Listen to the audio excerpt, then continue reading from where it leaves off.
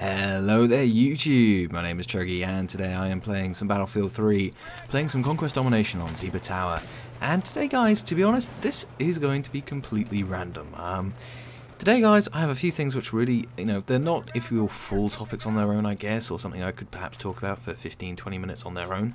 Just 2 or 3 little things to talk about, and really just, to put some gameplay behind it. And in fact, one of the things I would like to talk about is the SPAS 12 actually, as it so happens.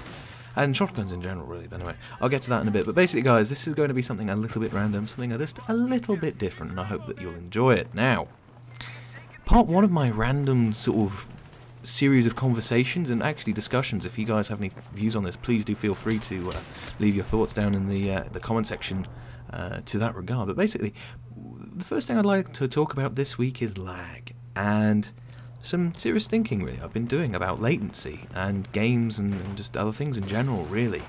Now obviously I was very, very lucky to be a part of PTFO Director's Cut, and that's the first ever sort of competitive tournament kind of thing that I've ever done in my life, and having played in that, had a great time with it, with Dark Symmetry, it's been interesting to see things from a competitive angle. Now I game for fun, I don't do it competitively deliberately, I want to see games as a leisure activity rather than a sporting sporting occasion. I don't know, but anyway, yeah, doing competitive gaming for the first time, it's opened my eyes to a number of things: the ways you have to play, the tactics you have to use.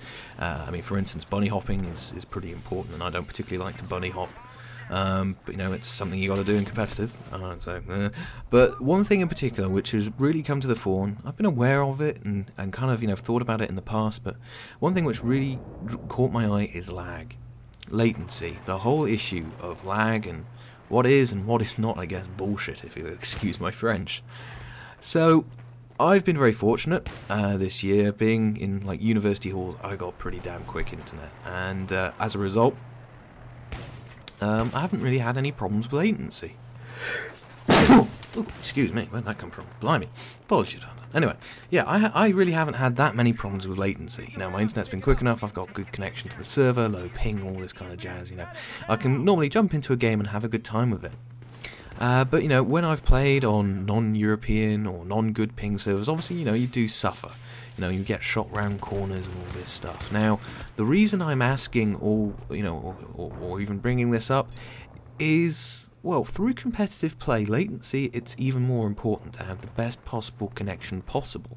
And that's purely on a grounds of so you can get the first shot and deal the first damage. And it's made me think, really, just as, something a bit of a tangent, is there going to be, well, I'm just wondering to myself, really, I'll just spit it out instead of trying to allude to it or make anything fancy of it, but is lag more important than player skill?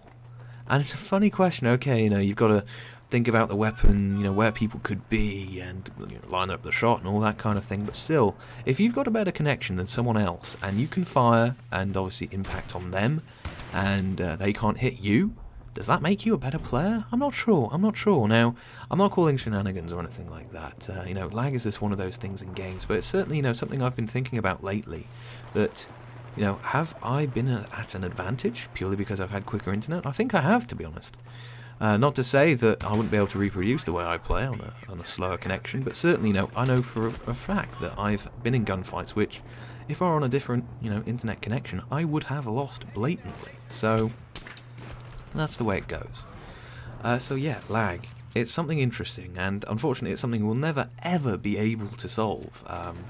Purely because it's just always going to exist. There's going to be a time from information being sent from one player to another, and you can try and minimize all you want, but you'll never quite get it to zero. But anyway, I digress. So lag, first sort of thinking point. And basically, I guess my gist of is lag more important than skill in some cases. Anyway, I digress. So that's thing number 1. Thing number 2 is about shotguns and shotguns in general, and it's a curiosity more than anything. So, in my eyes, anyway, the community sort of viewpoint on shotguns is that it's a noob weapon, and it's funny. I had a question last question time about noob weapon. Do I get annoyed when I'm killed by a quote-unquote noob weapon? Yeah, sure I do. I mean, I would get annoyed when I'm killed normally, let alone something which I think is cheap. Now, one thing I'm curious about is why is a shotgun cheap? I'm curious to it. Because, well, in my eyes, I think Battlefield 3 or Battlefield 3 as a game, have got shotguns properly done to a T, purely because they only work properly at close quarters normally. You need to have that critical first shot hit the target to actually get like a one-shot kill, or you know, even have a chance of killing them with later shots. You know, it's not all, oh, you just fire at point blank and everything dies. There's a lot more to it than just that. And well, that's the way I see it really. And I'd love you guys to feedback on, you know, what your thoughts are, I guess, of shotguns. Because to be honest, I see them as something which needs as much skill to use as, say, like a sniper rifle or something like that with bullet drop. You get your one shot, and that's that. I mean, okay, fully automatic shotguns, that's a whole other sort of tangent of argument, whatever. But yeah, the automatic shotguns are something else. But like the pump action ones, like your SPAS 12, like your 870 MCS, I think they're not new weapons at all. They have major drawbacks, like most weapons, to be honest. Like the SPAS and the sledgehammer now. Oh, I should say jackhammer. I need to get that swapped out in my brain. The USAS and the jackhammer, you know, they're pretty weak now per shot compared to how they used to be.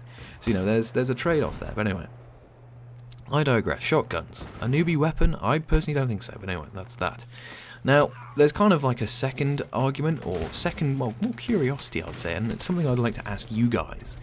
As you can see, I'm running around here with a SPAS 12, and although you wouldn't really be able to tell it from me using it, what I have on this weapon is, well, two things you'll be able to see pretty clearly. You've got, obviously, a holographic sight here and the extended mags, but you might or may not be able to pick up that I'm actually using the slug on this SPAS 12. And as I've been using it, you know, just experimenting, see what works, what doesn't, I've found that the SPAS 12 with a slug is lethal. But not only just lethal, but slightly, I guess, OP even. Now, I don't know if this is a case of, well, the weapon's working really well for me, so I can get the best out of it, or if it is just, you know, literally very, very powerful, or what it may be. But it just seems that if you can get a good center mass shot with this thing, the target dies. And I mean, you'll have seen that multiple times during this game. And when you're pushing it, I'd say for slug range, let's say from here to the other side of the room, let's say, I don't know, 20-ish meters, maybe 30 pushing it, you can still get the target down in 2 goes. Now, I haven't really had any proper experience of slug usage within Battlefield 3. I have used the slugs on the 870 MCS in a Swedish shotgun manner, if you get my meaning there, from, again, actually a Challenge Chuggy video, but certainly then, you know, the slugs, they felt powerful, but at the same time, they were weak, if you get what I mean. SPAS 12, it just feels constantly strong, I guess. I don't know. So basically, guys, what I would like to know is, from your experience, if you have or haven't used it, or if you've been killed by a SPAS 12 with slugs or whatever, what your thoughts are. Because I'm kind of of two minds. I'm kind of go, well, this is legitimate, you know, I still need to get that one shot and all the rest. And, you know, it is a slug, it will destroy you at very close range quite easily. It is a bloomin' single massive projectile. But still, OP or not, I'm curious about this one. And don't get me wrong, I love using the SPAS 12, it's a lovely weapon. And basically, it just seems the slugs seem eerily powerful. I don't know. Eerily is probably the wrong word, but never mind. So that's that. And the final thing I really want to talk about quickly is close quarters and how things are panning out and a few tactics which annoy me, personally, anyway. So close quarters, I'm still really enjoying. I think the Sping Dice have done a great job with it.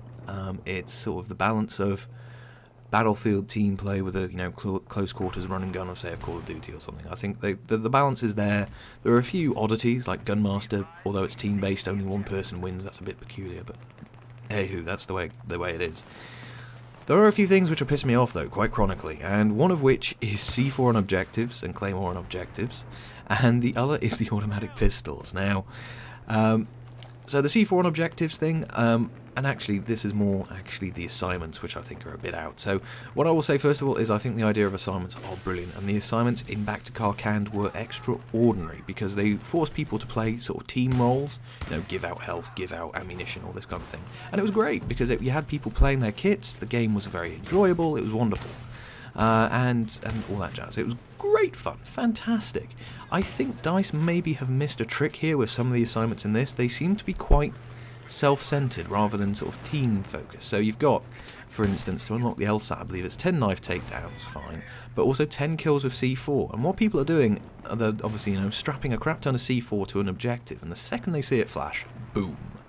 Now, in my eyes, although it's a legitimate tactic, obviously, you know, people will be able to spot the C4 potentially and destroy it, it's still a little cheap, I'd say, and it's something which has certainly frustrated me. Now, I've mentioned this already, you know, dying is a frustration. But certainly, you know, when, you know, one notable instance playing scrap metal, cleared out 3 or 4 guys on my own from the A objective, sit down, low health, taking the space, no one there, boom. It's kind of a slap in the face. I'm not particularly keen on it, although it is obviously legitimate because it's allowed, so that annoys me. Now, the automatic pistols are something else. Now, again, really, I haven't really used the automatic pistols much, I'll be honest on that one. I did use the G18, again, for Challenge Chuggy, where I had to get a 50-meter headshot and a few other things, and I did that, that was fine. But certainly, you know, by using the 93R and Gunmaster and having picked up G18s and things post-patch, to me, they seem to be a damn sight more usable than they were before. You know, to the point where you could, you know, quite easily just spray and pray, you'd know you'd get the target. And that frustrates me from the point of, say you have strategically placed yourself or done something to deliberately waste an opponent's ammunition. If they just spray you down with a pistol, I mean, what's the reward in you doing something? None. And basically, I just see a situation of everyone kind of resorting to using the automatic pistols because, frankly, the semi-autos don't seem to have an advantage. Now, the revolver is an interesting case in this. Before this patch, the, let's say, close quarters patch, you know, it was my go-to pistol because it was very, very powerful and there was pretty low recoil. That's been upped, I think, a little bit in this patch, which is fair. But the thing is that with the automatic pistols now, that high damage is, you know, worthless. Because, you know, you got to deal with the recoil and everything else, and by that point, they've already sprayed you down because the thing's so accurate.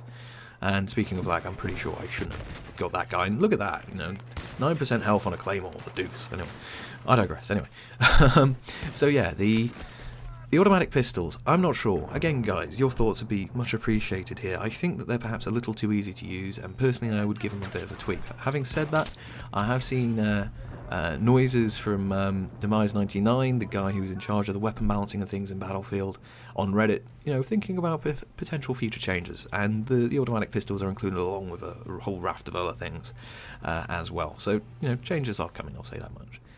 So yeah, guys, a random tree, I think I'll call this one. 3 little topics there, and your views on all this stuff would be much appreciated, as always. I hope you've enjoyed the gameplay, and as you've seen from that little scoreboard there, 43 for 12 with this SPAS, and I joined late as well. It seems perhaps a little excessive, and hence why I'm a little curious to perhaps see if this is a bit too strong or not. I digress again, anyway. As always, guys, thank you so very much for watching. If you have any views on anything I've really talked about today, please do feel free to leave it down in a comment below. If you could leave a like, dislike, whatever you believe the video deserves, that'd be fantastic. And if you want to see some more videos from myself, you can always subscribe. So guys, I've been Chuggy. I hope you've enjoyed the video, and I'll see you next time out on the battlefield.